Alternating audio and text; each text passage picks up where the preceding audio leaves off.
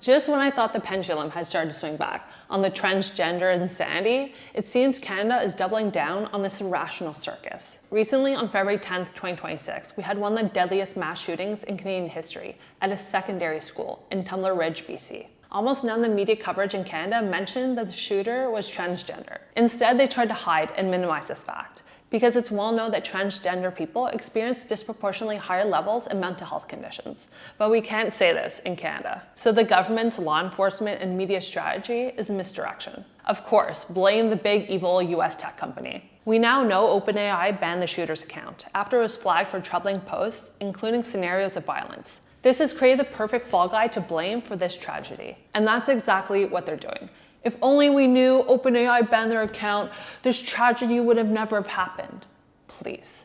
No intelligent Canadian is falling for this lie. Now, to be clear, I'm not saying that OpenAI was correct in not disclosing their concerns to the authorities, but we now know there are many other warning signs that were ignored. And you have to wonder, is this because the individual identified as transgender? The teenage shooter was known to authorities for years through multiple home visits due to mental health concerns, including an instance when the teenager was apprehended under the Mental Health Act and taken to hospital for assessment. Police had also seized firearms from the home under the criminal code, but then returned them. And for some reason, we can't get any details about why the guns were returned, to whom and where, because the case is sealed due to a minor being involved. But what we do know is that the RCMP suggested that mental health played a role in why the firearms were seized. This situation is completely ludicrous, and the outcome, unfortunately, is a terrible tragedy. It honestly doesn't get much worse than this, and I hate to say it, but it will keep happening if we don't start addressing the mental health issues within the transgender community. It's not normal, especially for kids and teenagers.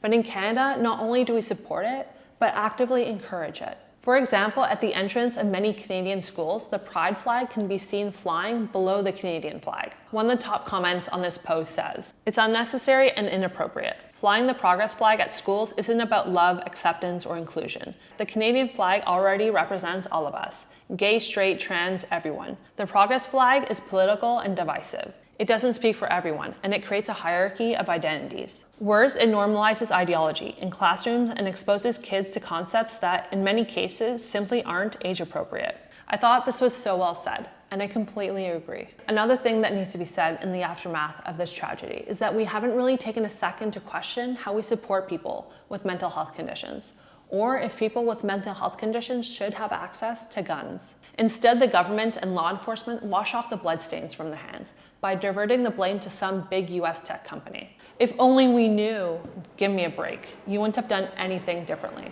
People are going to continue to get hurt, including kids and teenagers, because we're too scared to address the real problem, the mental health of transgender individuals.